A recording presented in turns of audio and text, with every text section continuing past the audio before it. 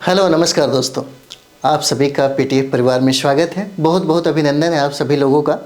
जैसा कि हम लोग अभी करेंट अफेयर्स करेंगे, वो भी करेंट अफेयर्स की बात करें तो डेली का करेंट अफेयर्स होगा। और डेली की करेंट अफेयर्स में जो सबसे महत्वपूर्ण, अगर हम लोग देखें कि करेंट अफेयर्स में क्या होता है, तो मेरे हिसाब से सबसे बेहतर अगर आप डेली का न्यूज़पेपर पढ़ते हैं तो समझिए कि आपका करेंट अफेयर्स नहीं छूटने वाला। और साथ ही साथ अगर सटीक कुछ किताबें अगर ऐड कर लेते हैं, कुछ मैगजीन ऐड कर लेते हैं, तो करंट अफेयर्स की आपकी फुल तैयारी हो जाती है। जैसे मैगजीन में अगर बात करें तो बहुत सारी किताबें हैं, बहुत सारे मैगजीन हैं, लेकिन एक दो किताबें हैं, एक दो मैगजीन है जो बहुत ही सटीक है, जैसे प्रतियोगिता दर्पण या क्रॉनिकल। ठीक है। और हम लोग जो अभी जो कर रहे हैं, हम लोग डेली का जो न्यूज़पेपर है, अगर आप न्यूज़पेपर पढ़ रहे होंगे तो न्यूज़पेपर से कोशिश करेंगे कम से कम 8 से 10 मतलब फैक्ट को कलेक्ट करने का। अगर डेली बाय डेली आप करते हैं तो आपका करंट अफेयर्स बहुत अच्छा हो जाता है। और हम लोग अभी जो बिहार शिक्षक भर्ती है 3.0 के लिए, उस पर हम लोग टारगेट करेंगे। और साथ ही साथ जो 70 बीपीएससी है, जो हमारे फ्रेंड्स जो विद्यार्थी हैं जो एग्ज़ाम दे रहे हैं, उनके लिए बहुत ही खास ये एपिसोड हो जाता है। और ये जो करंट अफेयर्स होगा ये डेली का आपको मिलेगा। तो चलिए हम लोग शुरुआत करते हैं। अगर आप 1-2 रोज़ के अंदर में पेपर पढ़े होंगे तो ज़रूर चर्चा में आप देखे होंगे बिम्स्टेक के बारे में। तो हम लोग बिम्स्टेक देखेंगे तो बिम्स्टेक के बारे में कुछ जानकारी है। कहता है कि बहुक्षेत्रीय तकनीकी और आर्थिक सहयोग के लिए बंगाल की खाड़ी में, अगर हम लोग इस बिम्स्टेक के सदस्यों की अगर बात कर दें तो सदस्यों की संख्या जो है वो 7 हो जाता है ना, जिसमें दक्षिण एशिया के 5 सदस्य हो जाते हैं और दक्षिण पूर्व एशिया के 2 सदस्य हो जाते हैं।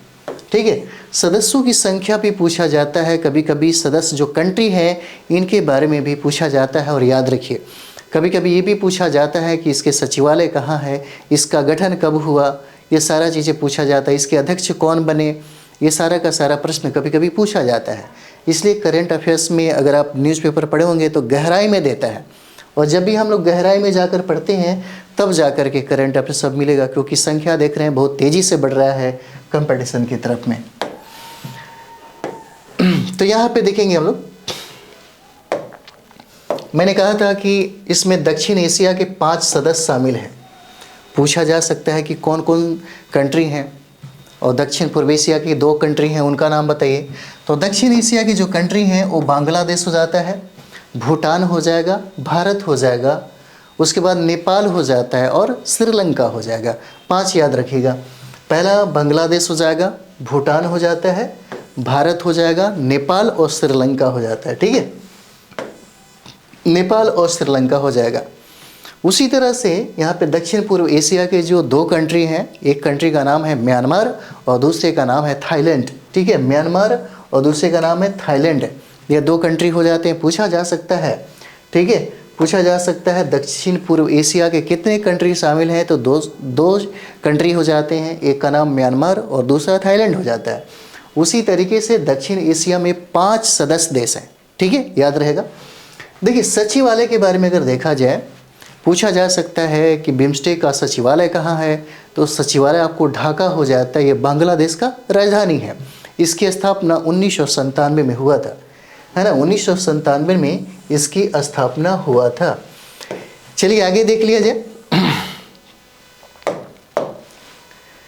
इसकी अध्यक्षता की अगर बात करें, इसकी अध्यक्षता मार्च 2022 से प्राप्त हुआ है। वो कंट्री आपका थाईलैंड हो जाता है ना।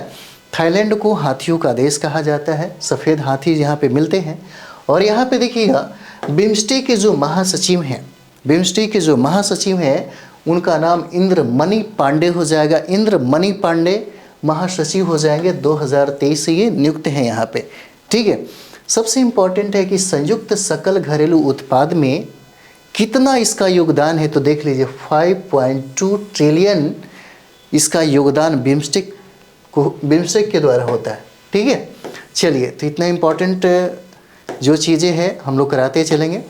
जैसे आप देख सकते हैं हिंदू कुश हिमालय का जो एरिया है, आप देख सकते हैं यहाँ पे, है ना, हिंदू कुश हिमालय का। तो चलिए, इसी से संबंधित दिया हुआ था पेपर में, जो हम लोग अभी देखने वाले हैं। देखिए, यहाँ पे कहता है कि हिंदू कुश हिमालय पृथ्वी पर, है ना, सबसे अधिक जैव विविधता वाले क्षेत्रों में जाना जाता है। सबसे अधिक जैव विविधता, याद रखिए कौन सा, जैव विविधता क्षेत्रों में से एक है जो कगार पर जीवमंडल है ना। इसमें त्यानसान, याद रहना चाहिए, इसमें त्यानसान, कुनलुन शान, पामीर का पठार, काराकोरम, है ना, हिंदू कुश, तिब्बती पठार और हिमालयन जैसी पर्वत श्रृंखलाएं क्या है, शामिल हैं। ठीक है, किस में शामिल है, तो हिंदू कुश, हिमालयन जो क्षेत्र है इसमें शामिल है, और ये सबसे अधिक जैव विविधता वाला क्षेत्र माना जाता है। ठीक है, चलिए आगे हम लोग देख लें। और ये पेपर का कटिंग है, पेपर में आप देख सकते हैं, पेपर में शब्द दिया हुआ है। सबसे इम्पॉर्टेंट है कि इसे एशिया के जल टावर के रूप में जाना जाता है ना। इसे एशिया के जल टावर के रूप में जाना जाता है, और यह दुनिया की 1/3 आबादी को, यह दुनिया की 1/3, याद रखिए 1/3 आबादी के लिए स्वच्छ जल का प्रबंध करता है ना। क्या करता है, स्वच्छ जल जैसी आवश्यक पारिस्थितिकी तंत्र का जो सेवा है, ये 1/3 लोगों को, 1/3 आबादी को प्रदान करता है। ये बहुत इंपॉर्टेंट है ना, 1/3 लोगों को प्रदान करता है। अगला हम लोग देखेंगे यहाँ पे, अगला जो हम लोग का है, प्रधानमंत्री ने एकीकृत समुद्री जीवन रक्षा प्रशिक्षण केंद्र ONGC संस्थान का उद्घाटन किया। ठीक है, कहता है कि भारतीय समुद्री जीवन रक्षा प्रशिक्षण पारिस्थितिकी तंत्र को आगे बढ़ाने के लिए ONGC सी सर्वाइवल सेंटर को कहाँ पे, तो गोवा में। ठीक है, गोवा में एकीकृत समुद्री जीवन रक्षा प्रशिक्षण केंद्र के रूप में विकसित किया गया है। कहाँ पे, तो गोवा में। ठीक है, कहाँ हो जाता है, गोवा में हो जाएगा, इसे याद रखेंगे आप लोग। ठीक है, आगे देखते हैं हम लोग। कहा जा रहा है कि इसमें सालाना 10,000 से लेकर के 15,000 कर्मियों को प्रशिक्षित करने की उम्मीद है। ठीक है, उसके बाद कहता है कि कठोर मौसम की स्थिति में अनुरूपित और नियंत्रित अभ्यास प्रशिक्षुओं के समुद्री जीवन कौशल को बढ़ाते हैं और इस प्रकार वास्तविक जीवन की आपदाओं से सुरक्षित बचने की संभावना को भी बढ़ाते हैं। ठीक है, संभावना को भी क्या करते हैं, बढ़ाते हैं। अगला यहाँ पे देखेंगे जो इम्पोर्टेंट है आपके लिए, कहता है कि IICA कहाँ, तो मुंबई में the great Indian boat reboot road show 2024 की मेज़बानी की। किसने, तो मुंबई ने। ठीक है, मुंबई में यहाँ पे हुआ, IICA ने इसको आयोजित किया। ठीक है, और यह आयोजन और मेज़बानी कहाँ हुआ, मुंबई में हुआ। किसके द्वारा, तो the great Indian boat reboot road show 2024। ठीक है, यहाँ पे देखिए कहता है नेशनल स्टॉक एक्सचेंज और बॉम्बे स्टॉक एक्सचेंज की साझेदारी में। ठीक है, दो चीज़ें यहाँ पे कंपनी जो दिख रही हैं, याद रखिएगा, नेशनल स्टॉक एक्सचेंज और बॉम्बे स्टॉक एक्सचेंज की साझेदारी में Indian institute of corporate affairs द्वारा, किसके द्वारा, तो Indian institute of corporate affairs के द्वारा the great Indian boat reboot road show 2024 का उद्घाटन कार्यक्रम आयोजित किया गया। ठीक है, चलिए आगे देखा जाए।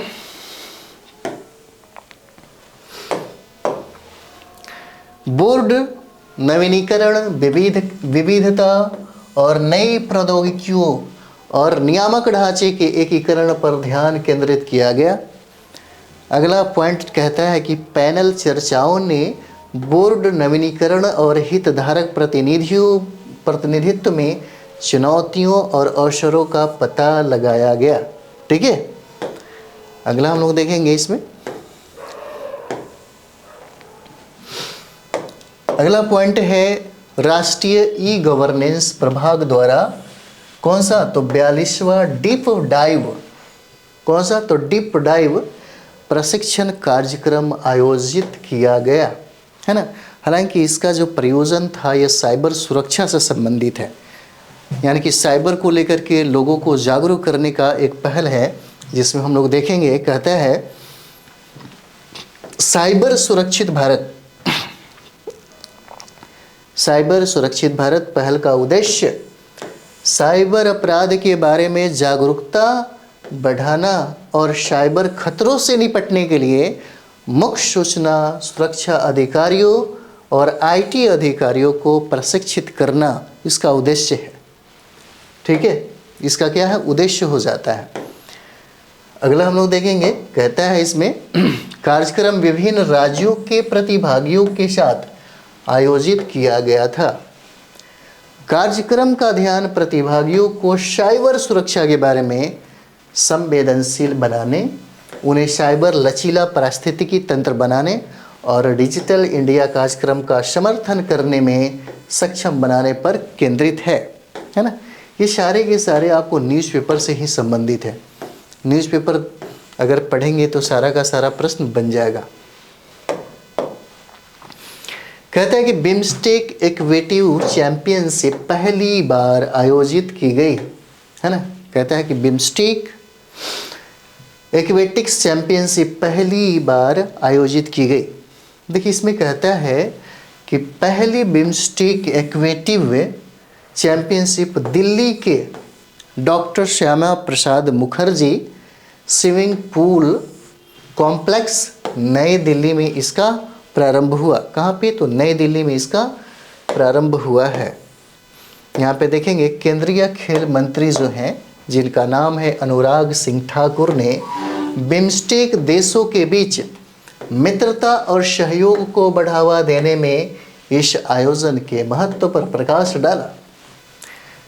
अंडर 20, ये कहता है कि अंडर 20 वायु वर्ग के लिए तैराकी, वाटर पोलो और गोताखोरी में प्रतियोगिताएं आयोजित की गई, जिसमें 39 पदक और 9 ट्रॉफियाँ क्या है, शामिल हैं। ठीक है, 9 क्या है, शामिल हो जाते हैं। यहाँ से देखिए ये सब प्रश्न पूछे जाते हैं आपसे। विजय बिश्नोई ने, कहता है विजय बिश्नोई ने गुवाहाटी उच्च न्यायालय के मुख्य न्यायाधीश के रूप में शपथ ली। ठीक है, क्या नाम है, तो विजय बिश्नोई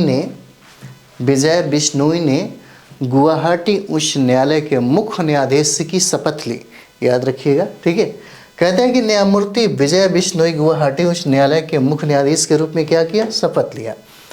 आगे हम लोग देखेंगे असम के जो राज्यपाल हैं उनका नाम है गुलाब चंद कटारिया, है ना। असम के जो राज्यपाल हैं उनका नाम है गुलाब चंद कटारिया ने सीएम हेमंत बिश्वा शर्मा की मौजूदगी में पद की क्या की, शपथ दिलाई। ठीक है, उसके बाद कहता है कि शपथ ग्रहण समारोह में असम विधानसभा के अध्यक्ष, मंत्रियों और न्यायाधीशों सहित विभिन्न गणमान्य व्यक्तियों ने भाग लिया। सबसे इम्पोर्टेंट इसमें यह हो जाएगा, आपका पूछा जा सकता है कि गुवाहाटी उच्च न्यायालय के मुख्य न्यायाधीश बनने के पहले, है ना, ये बिश्नोई साहब क्या थे, तो देखिए वह राजस्थान उच्च न्यायालय के क्या थे, न्यायाधीश थे। ये पूछा जा सकता है आपसे, इसलिए बहुत VBI हो जाता है। ठीक है, चलिए अगला हम लोग देखेंगे। अगला है ADB, एशियाई डेवलपमेंट बैंक, इसको कहते हैं हम लोग ADB, ने मियोओका को, ठीक है, क्या कहा, मियोओका को, ADB ने मियोओका को भारत के लिए देश का निदेशक नियुक्त किया। ठीक है, क्या किया, देश का निदेशक नियुक्त किया। अब यहाँ पे हम लोग देखेंगे आगे थोड़ा, ओका भारत के लिए ADB की देश साझेदारी रणनीति के कार्यान्वयन की देखरेख करेगा, जो निजी क्षेत्र के नेतृत्व वाले विकास, जलवायु लचीलेपन और सामाजिक समावेशन पर ध्यान केंद्रित करेगा। अगला देखेंगे, 1986 में परिचालन शुरू करने के बाद से एडीबी भारत के विकास लक्ष्यों का दृढ़ समर्थक रहा है। ठीक है, दृढ़ समर्थक रहा है। देखिए, खेल से भी प्रश्न आपके बीपीएससी में लगभग 5 से 7 प्रश्न पूछे जाते हैं। अगर खेल में बहुत ज़्यादा इंटरेस्ट है तो प्रश्न आपका नहीं छूटने वाला बीपीएससी में, नहीं तो पढ़ना पड़ेगा। कम से कम 5 से 7 सवाल, एक एक सवाल बहुत इंपॉर्टेंट होता है। देखिए, सुनील कुमार ने राष्ट्रीय कुश्ती चैंपियनशिप में ग्रीको रोमन खिताब क्या किया? जीता। क्या किया? ग्रीको रोमन खिताब जीता।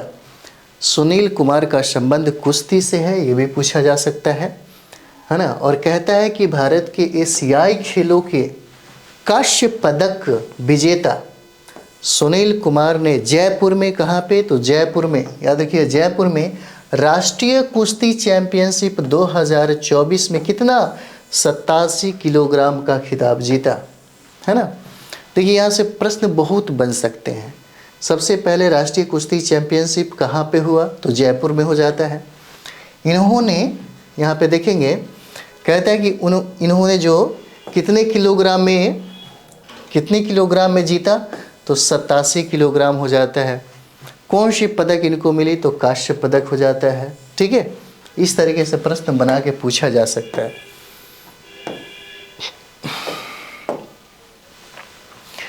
सूरज वशिष्ठ, देखिए कहता है सूरज वशिष्ठ पुरुषों की 60 किलोग्राम स्पर्धा के फाइनल में ज्ञानेंद्र से 3-2 से हारकर क्या किया? स्वर्ण पदक से चूक गए। और कहा जाता है कि नवीन ने, अगला पॉइंट, नवीन ने 103 किलोग्राम ग्रीको रोमन वर्ग में हरदीप पर 5-1 से जीत के साथ स्वर्ण पदक हासिल किया, है ना। ये खेल से बहुत इंपॉर्टेंट हो जाता है आपके लिए, खेल से है। अगला जो है पीटी उषा से संबंधित जो प्रश्न है वो दिया हुआ है। पीटी उषा को हम लोग उड़न परी के नाम से भी जानते हैं, है ना। उड़न परी भी कहा जाता है पीटी उषा को। कहा जा रहा है पीटी उषा को SGFI और DSJ द्वारा आजीवन, है ना, लाइफ टाइम अचीवमेंट अवार्ड जो है उनको दिया गया। और ये भारत में 5वां व्यक्ति है जिनको यह सम्मान दिया गया है ना, पीटी उषा को। कहा जाता है कि महान धाविका और AIO के अध्यक्ष भी हैं अभी। पीटी उषा को sports journalist federation of India और दिल्ली स्पोर्ट्स जर्नलिस्ट एसोसिएशन से कौन सा? तो लाइफ टाइम अचीवमेंट पुरस्कार मिला, है ना। ये बहुत BBI हो जाता है। लाइफ टाइम अचीवमेंट अवार्ड किनको दिया गया? पीटी उषा को दिया गया, जिनको हम लोग उड़न परी के नाम से भी जानते हैं। और ये देखिए, ये जो प्राप्त हुआ उसमें ये भारत के 5वां व्यक्ति होती हैं। इसके पहले विजय अमृतराज को यह पुरस्कार दिया गया, लाइफ टाइम अचीवमेंट अवार्ड। उसके बाद प्रकाश पादुकोण को मिला, सुनील गावस्कर को मिला और मिल्खा सिंह को मिला। और मिल्खा सिंह के बाद यह अवार्ड जो है पीटी उषा को दिया गया, जिसमें उनका स्थान 5वां आता है। ये 5वां भारतीय है, ठीक है। पीटी उषा ने भारत के लिए 103 अंतर्राष्ट्रीय पदक जीते हैं, ठीक है। पीटी उषा ने भारत के लिए 103 अंतर्राष्ट्रीय पदक जीते, जिनमें एशियाई खेलों में 4 स्वर्ण और 7 रजत पदक क्या है? शामिल है, ठीक है। इंपॉर्टेंट है आपका। चलिए आगे बढ़ते हैं हम लोग, जल्दी जल्दी ख़त्म करें, टाइम नहीं लगना चाहिए सब चीज़ में। देखिए, विनेश फोगाट ने, ये भी प्रश्न है आपको खेल से ही संबंधित है। विनेश फोगाट ने राष्ट्रीय कुश्ती चैंपियनशिप में 55 किलोग्राम में स्वर्ण पदक जीता। देखिए, बहुत बार ये प्रश्न पूछने लगा है, कितने किलोग्राम में? तो याद रखिएगा, बहुत इंपॉर्टेंट है, 55 किलोग्राम में, है ना। राष्ट्रीय कुश्ती चैंपियनशिप में कौन सा पदक जीता? तो स्वर्ण पदक जीता। 2 चीज़ें बहुत इंपॉर्टेंट है ना। कितने किलोग्राम में? तो 55 किलोग्राम में कौन सा? तो गोल्ड इन्होंने जीता, है ना। उसके बाद यहाँ पे हम लोग देखेंगे उन्हें ज्योति को हराने और स्वर्ण पदक जीतने में सिर्फ 2 मिनट का ही टाइम लगा, 2 मिनट लगे, ठीक है। सिर्फ कितने मिनट लगे? 2 मिनट लगे। यहाँ पे कहता है कि घुटने की चोट और सर्जरी के कारण 16 महीने के ब्रेक के बाद वह प्रतियोगिता में लौट आई। महिलाओं के 59 किलोग्राम वर्ग में अंशु मलिक ने स्वर्ण पदक जीता, जबकि निर्मला ने 50 किलोग्राम वर्ग में स्वर्ण पदक जीता। ये इंपॉर्टेंट है आपके लिए, ठीक है। यह कितना है, 59 किलोग्राम, और निर्मला कितना, 50 किलोग्राम, ठीक है। चलिए अगला हम लोग देखते हैं। कहता है कि देश में हैजा फैलने के बीच भारत ने जाम्बिया को मानवीय सहायता भेजी। जाम्बिया, तो जाम्बिया के बारे में आपको पता होगा, यह दक्षिण जो अफ्रीका है, अफ्रीकन जो कंट्री है, उसका एक लैंडलॉन्ग कंट्री हो जाता है। स्थल रोध कंट्री हम लोग बोलते हैं, वो स्थल रोध कंट्री हमारा हो जाता है कौन सा, जाम्बिया। जाम्बिया कितने देशों से घिरा हुआ है ना, ये प्रश्न आपसे पूछा जा सकता है, इसलिए बहुत इंपॉर्टेंट हो जाता है, ठीक है। देखिए कहते हैं कि भारत ने हैजा के प्रकोप से निपटने में मदद के लिए जाम्बिया को मानवीय सहायता भेजी है। सहायता में क्या क्या है, तो जल शुद्धिकरण आपूर्ति, क्लोरीन की गोलियां और मौखिक पुनर्जलीकरण पाउच क्या है इसमें शामिल है, ठीक है, इसमें क्या है शामिल है।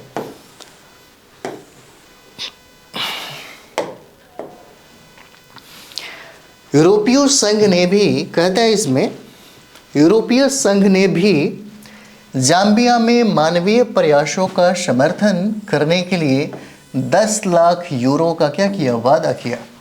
किसने, तो यूरोपीय संघ ने भी जाम्बिया के जैसे हैजा से संबंधित रोगों को खत्म करने के लिए, निपटने के लिए लगभग उन्होंने 10 लाख यूरो का वादा किया। देखिए कहता है 31 जनवरी 2024 तक देश में हैजा के मामलों की संचयी संख्या 613 मौतों के साथ 16,526 थी, ठीक है। अगला हम लोग देखेंगे यहाँ पे, तो ये वाला जो पार्ट है बहुत इंपॉर्टेंट आपके लिए होता है। समाचार में ही था, न्यूज़पेपर में ही सब चीज़ है, जो भी हम लोग देख रहे हैं न्यूज़पेपर का ही मैटर देख रहे हैं। अगर न्यूज़पेपर पे हम लोग डेली काम करें तो हमारा मेंस भी बहुत तगड़ा हो जाएगा, बहुत बेहतर हो जाता है। हमारी बौद्धिक क्षमता, हमारा एनालिसिस, हमारी मौलिकताएं भी बढ़ जाती है, और साथ ही साथ हमारा जो करंट अफेयर्स पे जो पकड़ है, बहुत कम ऐसे लोग होते हैं जो करंट अफेयर्स पे बहुत अच्छा अपनी पकड़ बनाते हैं। करंट अफेयर्स पे सबसे अच्छा पकड़ उन्हीं का बनता है जो डेली रोज़ न्यूज़पेपर पे काम करते हैं, सटीक मैगजीन पे काम करते हैं, उन्हीं लोगों का बहुत अच्छा होता है, ठीक है। समाचार में आप मानचित्र देखेंगे जाम्बिया का, तो यहाँ पे देखेंगे जाम्बिया दक्षिण अफ्रीका में एक जमीन से घिरा देश था, जिसको हम लोग स्थल रुद्र देश के नाम से भी जानते हैं, जिसकी सीमा, देखिए ये इंपॉर्टेंट है, कहता है कि जिसकी सीमा कांगो लोकतांत्रिक गणराज्य के साथ जुड़ा हुआ है, उसके बाद तंजानिया से जुड़ा हुआ है, उसके बाद मलावी से जुड़ा हुआ है, मोजाम्बिक के साथ है, जिम्बाब्वे के साथ है, बोत्सवाना के साथ है, नामीबिया के साथ है, और अंगोला के साथ है। ये जो कंट्री हैं इनके बारे में पूछा जा सकता है, और इसीलिए इसको याद रखिएगा, है ना, कि ये सारे कंट्री हैं जो जिम्बाब्वे से क्या करते हैं, है ना, जाम्बिया से क्या करते हैं, सटे हुए हैं, और जाम्बिया जो है एक स्थलरुद्ध कंट्री हो जाता है। इसका राजधानी अगर देखें तो लुसाका हो जाता है, ठीक है। इसका राजधानी क्या हो जाएगा, लुसाका हो जाएगा।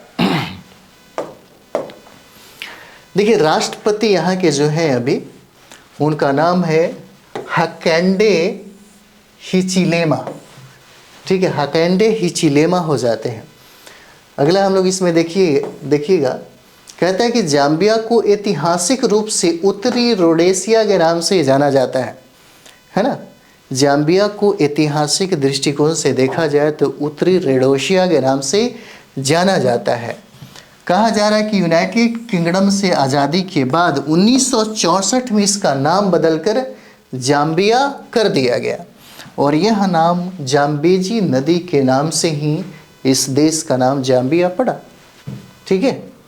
चलिए आगे देख लिया जाए।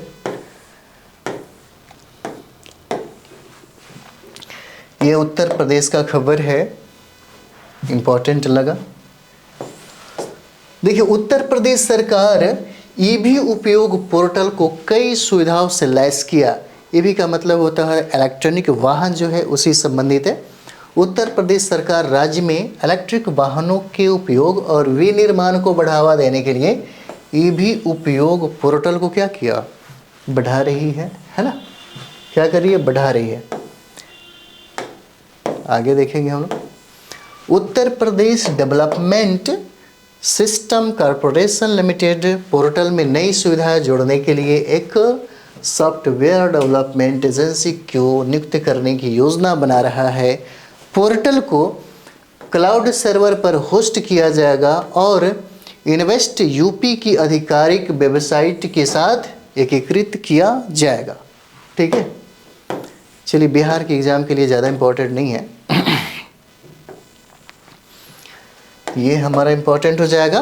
भारत में एजिस ने लगातार तीसरे वर्ष शीर्ष नियोक्ता प्रमाणन क्या किया, जीता। कहा जा रहा है कि एजिस को भारत, फ्रांस, संयुक्त अरब अमीरात और ब्राज़ील में शीर्ष नियोक्ता 2024 के रूप में क्या किया, प्रमाणित किया गया। ठीक है,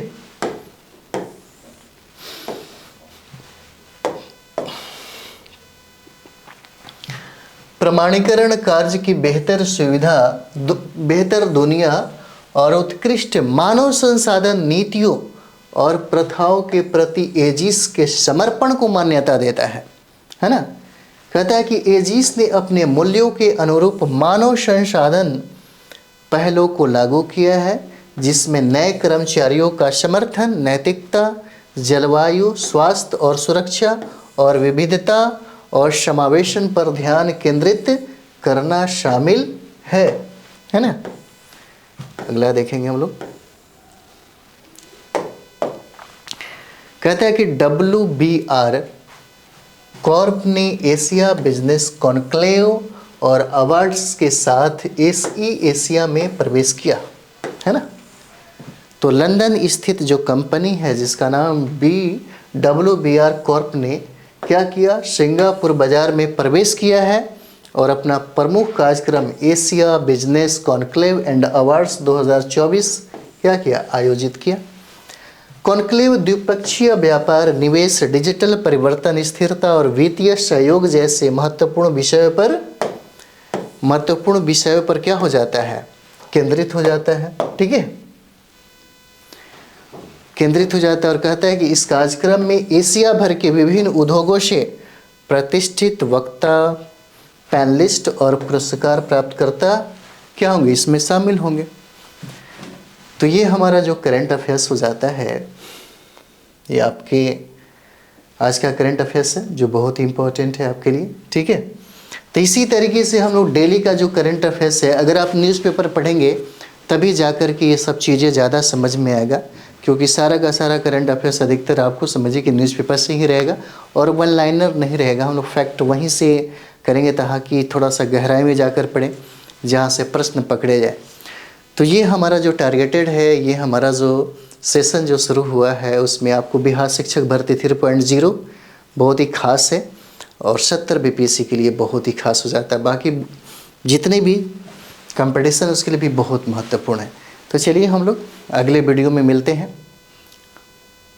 तब तक आप लोग अच्छे से पढ़िए। ठीक है, जय हिंद, जय भारत।